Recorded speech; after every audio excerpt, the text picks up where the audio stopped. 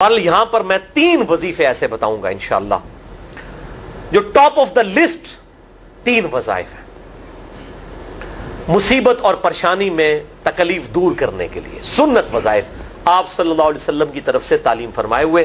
ان میں سے پہلا وظیفہ یہی جس کا قرآن میں بھی ذکر آ گیا کہ جو ان الفاظ کے ساتھ ہمیں پکارے گا، اللہ تعالیٰ فرماتا ہے کذالک ننجی المؤمنین، ہم اہل ایمان کو بھی نجات دیں گے اس طریقے سے، صرف یونس کو نہیں، اہل ایمان کو بھی۔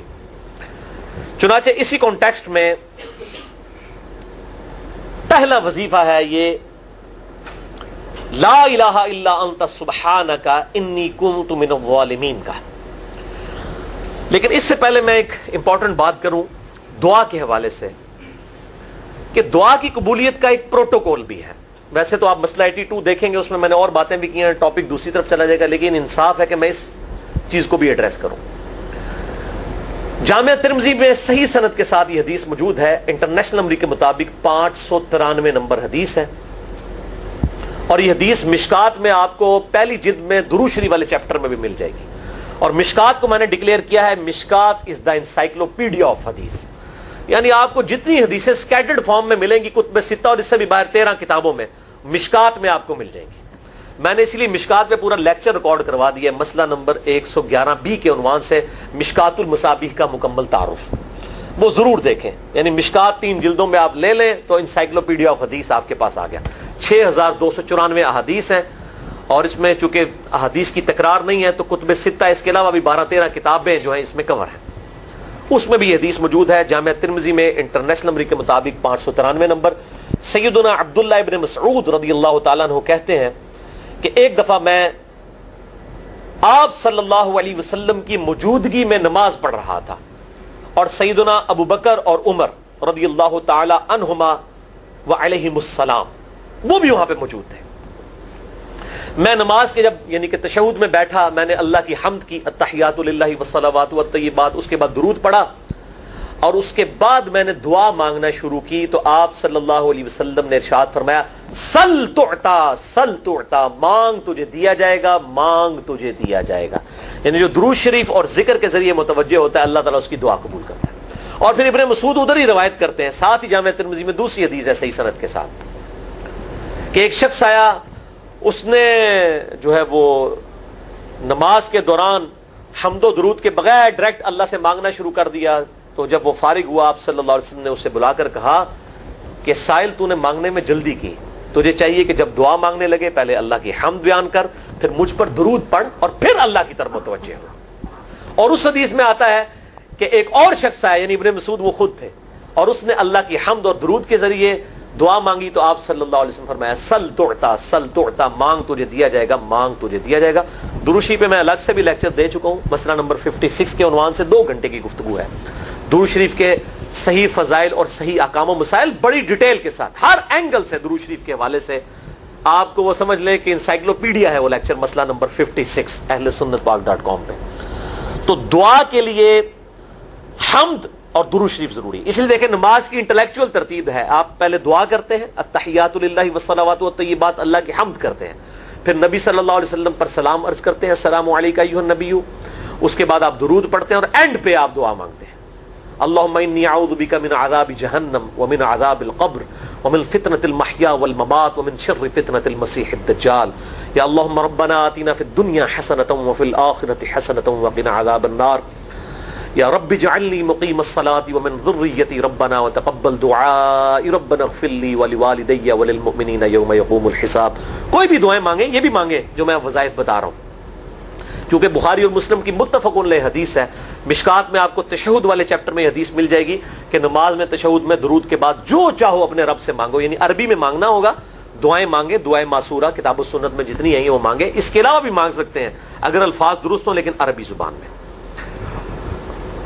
تو یہ پہلا وظیفہ جامعہ ترمذی میں انٹرنیشنل نمبر کے مطابق 3505، مشکات میں 2292 نمبر یہ حدیث ہے، اور قرآن حکیم میں تو ہم پڑھ چکے ہیں سورۃ الانبیاء آیت نمبر 87 اور 88 میں آپ صلی اللہ علیہ وسلم نے ارشاد فرمایا کہ یونس علیہ السلام نے مچھلی کے پیٹ میں اپنے رب کو ان الفاظ کے ساتھ پکارا تھا لا الہ الا انت سبحانک انی کنت من الظالمین، اور پھر آپ صلی اللہ علیہ وسلم نے فرمایا کہ جو کوئی شخص اپنے کسی بھی معاملے میں کسی بھی پریشانی میں اس دعا کے ذریعے اللہ کی طرف متوجہ ہو اللہ تعالیٰ اس کی دعا کو قبول فرما لیتا ہے. اور قرآن میں بھی آ گیا نا کذالک ننجی المؤمنین. اور کتنا بڑا فتویٰ آیا میرے بھائیوں سورہ الصافات 143 144 فلولا انہ کان من المسبحین. اگر یونس ہمیں ان الفاظ میں ہماری تسبیح نہ کرتا للبث فی بطنہ الی یوم یبعثون, تو مچھلی کے پیٹ میں قیامت تک مچھلی کے پیٹ میں رہتا اگر اس طرح نہ ہمیں پکارتا. اس کی قبر مچھلی کا پیٹ بن جاتی. یعنی یہ اتنا عطاب, اور وہ دور ہو گیا اس دعا سے, بہت بڑے اسماء اعظم میں سے ہے.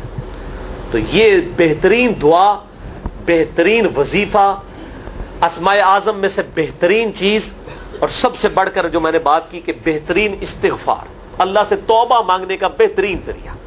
اور کس طریقے سے, اے اللہ تو پاک ہے نا, تجھ سے تو غلطی نہیں ہوگی, میں بندہ ہوں غلطی کروں گا, تو اللہ نے تو معاف کرنا ہے نا, کیونکہ جب بندے نے اپنی عاجزی کا اظہار کر لیا ہے اور اللہ تعالیٰ کو بتایا اللہ یہ تیری کوالٹی ہے, تو غلطی نہیں کرتا, تو میں تو انسان ہوں غلطی کروں.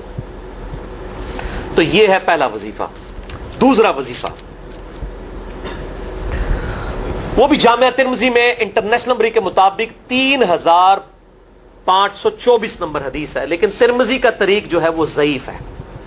یہ میں پہلے بتا دوں, امام ترمذی نے ساتھ لکھا ہے یہ روایت کمزور ہے, لیکن ضروری نہیں ہوتی کہ روایت اگر ترمذی میں کمزور ہے تو کہیں اور وہ روایت صحیح نہیں موجود ہے.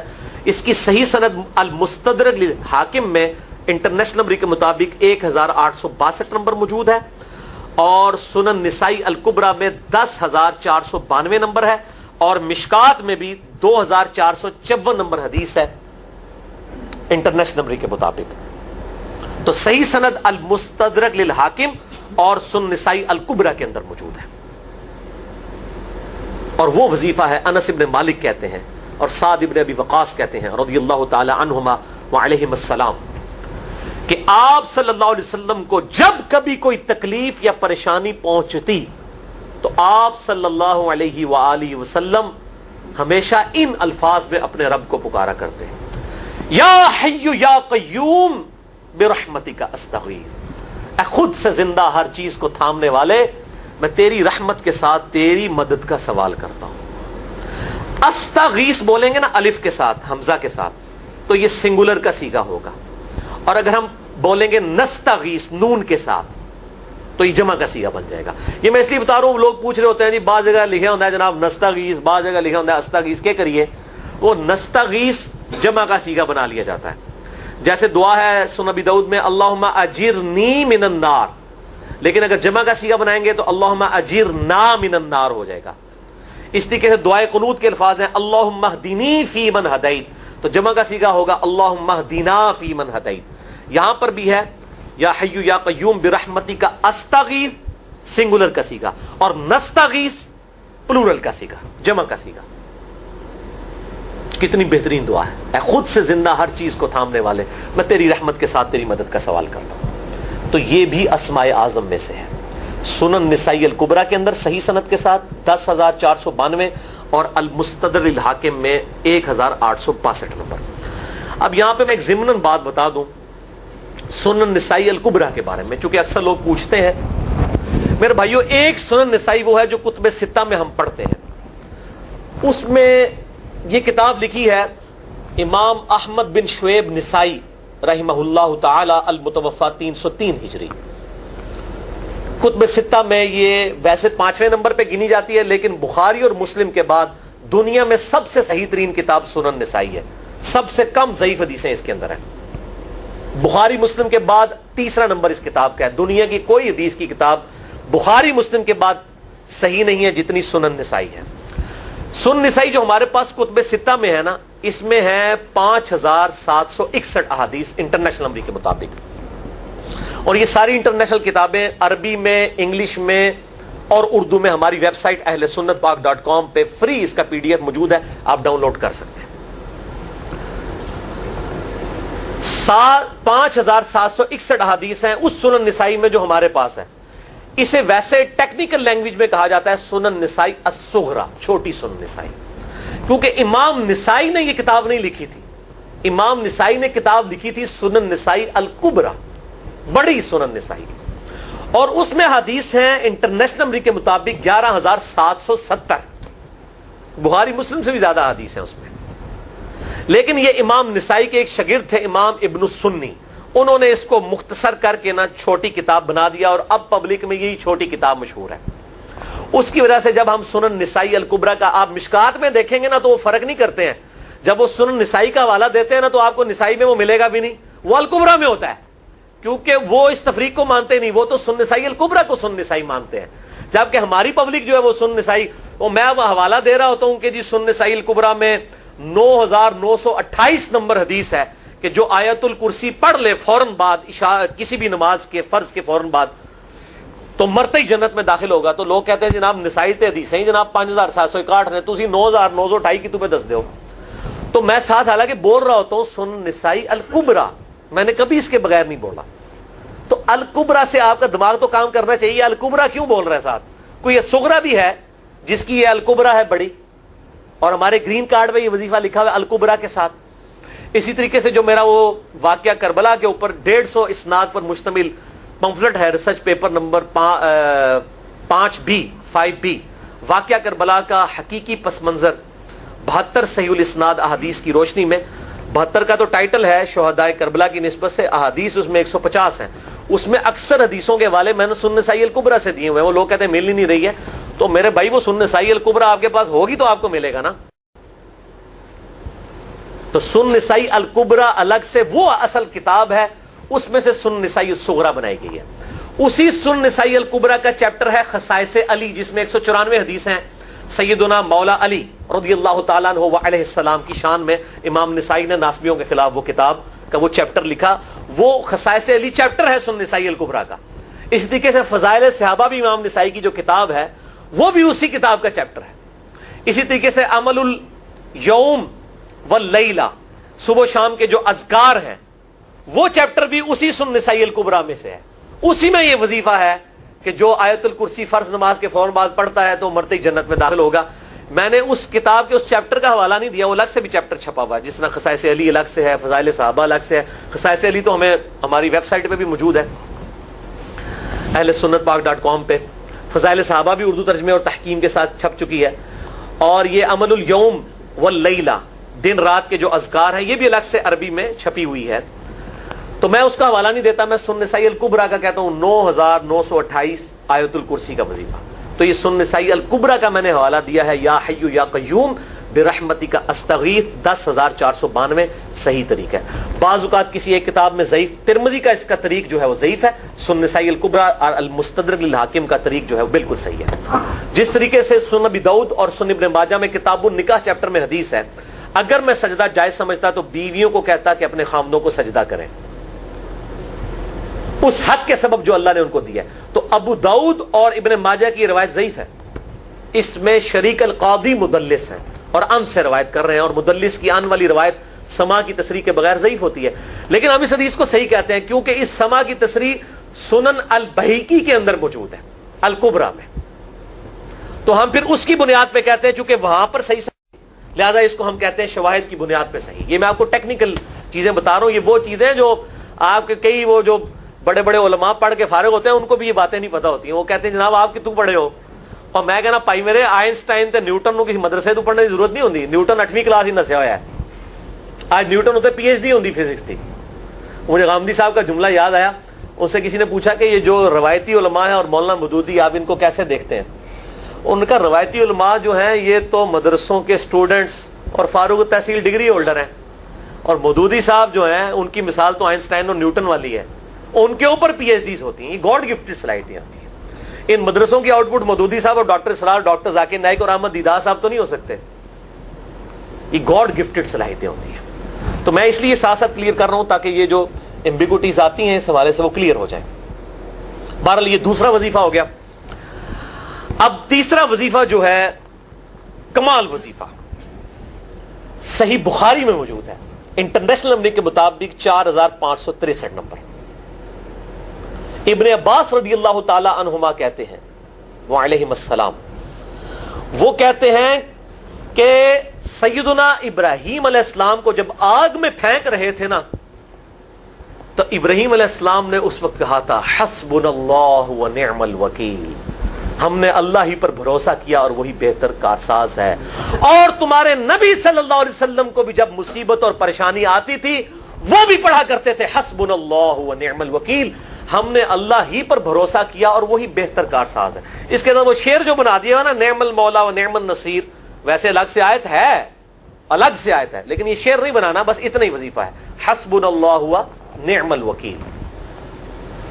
اور یہ جو انہوں نے کہا کہ نبی صلی اللہ علیہ وسلم بھی یہ کہتے تھے، اس کا ذکر الحمدللہ قرآن میں بھی موجود ہے، اس سے بھی بڑھ کر سورہ آل عمران کی 173 نمبر آیت میں ہے کہ جب نبی صلی اللہ علیہ وسلم اور اہل ایمان کو یہ خبر پہنچی کہ کافر ان کے خلاف سازشیں کر رہے ہیں، تو نبی اور اہل ایمان نے پکارا حسبنا اللہ و نعم الوکیل.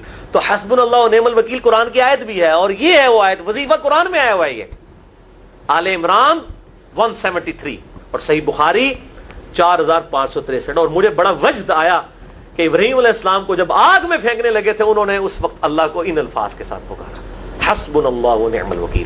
اچھا یہ جتنے بھی وظیفے ہیں نا میرے بھائیوں، ان کا فائدہ اسی وقت ہے جب آپ کو ترجمہ بھی ان کا آتا ہوگا، ورنہ آپ روزانہ جتنی مرضی تسبیح کھینچتے رہے کوئی فرق نہیں پڑے. اس لیے میرا ایک پرسنل مشورہ ہے کہ جب بھی یہ وظیفے پڑھیں نا آپ، اردو ترجمہ بے شک آتا بھی ہو رہا ہے، ایک دفعہ اپنی زبان میں اس کو ریپیٹ کریں.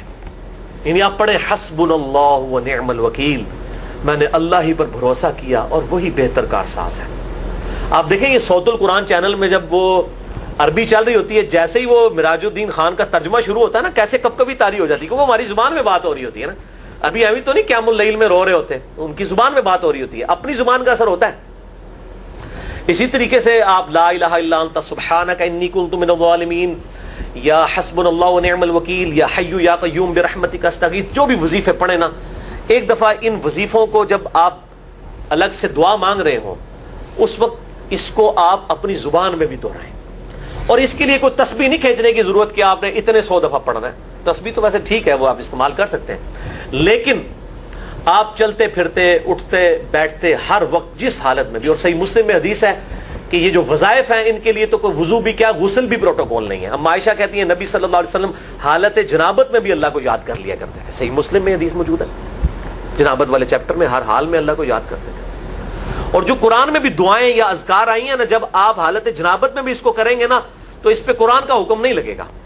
تو جامعہ ترمذی اور ابو داؤد میں جو حدیث ہے کہ حضرت علی کہتے ہیں نبی صلی اللہ علیہ وسلم کو حالت جنابت کے علاوہ کوئی اور حالت قرآن پڑھنے سے مانے نہیں ہوتی تھی، تو اس سے مراد قرآن کی تلاوت ہے. اگر قرآن کی دعائیں جیسے ہیں بسم اللہ الرحمن الرحیم، یہ بھی تو قرآن ہے، سبحان اللہ بھی تو قرآن ہے، الحمدللہ بھی تو، یہ اذکار جو ہے نا جب آپ اذکار کی نیت سے پڑھ رہے ہوں گے پھر یہ قرآن نہیں شمار ہوں گے، ذکر شمار ہوں گے. اور اس کے لیے نہ وضو پروٹوکول ہے اور نہ غسل کا ہونا ضروری ہے، ہر حال میں اللہ کو یاد کریں. یونس علیہ السلام نے کتنے یاد کیتا ہے؟ فی الظلمات، مچھلی کے پیٹ میں، جہاں نہ کوئی اگربتی تھی اور تعفن پھیلا ہوا تھا اور اندھیرا ہی اندھیرا تھا. یہاں پہ وہ جناب کس طرح وہ روشن کرتے ہیں، پھر 1.25 دفعہ پڑھواتے ہیں. یعنی میں بتا رہا ہوں آدھا سچ بڑا خطرناک ہوتا ہے. یعنی آیت کریمہ کی اصلیت تو موجود ہے کتاب و سنت میں، لیکن آدھا جو سچ جھوٹ ساتھ ملا لیا نا اس کی وجہ سے سارا بیڑا غرق کر دیا ہوا. اور بجائے یہ کہ لوگوں کو یہ وظیفہ بتایا جائے کہ اٹھتے بیٹھتے چلتے پھرتے اللہ کو ان الفاظ میں یاد کریں، اس کو انہوں نے کوئی اور ہی رنگ دے دیا ہوا ہے اور اس کو 1.25 دفعہ ختم اور پتہ نہیں کیا کچھ بنا دیا ہوا ہے. تو یہ 3 وظائف تھے بڑے اہم اس حوالے سے، اور میں نے اس کو ضروری سمجھا کہ میں یہ ضرور بتا دوں تاکہ لوگ اس پہ ایجوکیٹ ہوں، ان وظائف کو کریں. اور مسئلہ نمبر 82 میرا الگ سے میرے بھائیوں ریکارڈ ہے. مسئلہ نمبر 82 اسماء اعظم اور دعا کی قبولیت سے متعلق جتنی بھی چیزیں ہیں میں نے اس میں بڑی ڈیٹیل کے ساتھ الحمدللہ کئی اور وظائف بھی بتائے ہیں، لیکن اب وہ اتنے وظائف کوئی جمع کرنے کی ضرورت نہیں ہے. موٹے موٹے 3 وظیفے جو بتا دیے انہی کو اگر کوئی لے لے اپنی دعاؤں میں انہی وظائف کو کرے تو اللہ تبارک و تعالی ہر معاملے میں جو ہے وہ انشاءاللہ تعالی کفایت فرمانے والا ہے.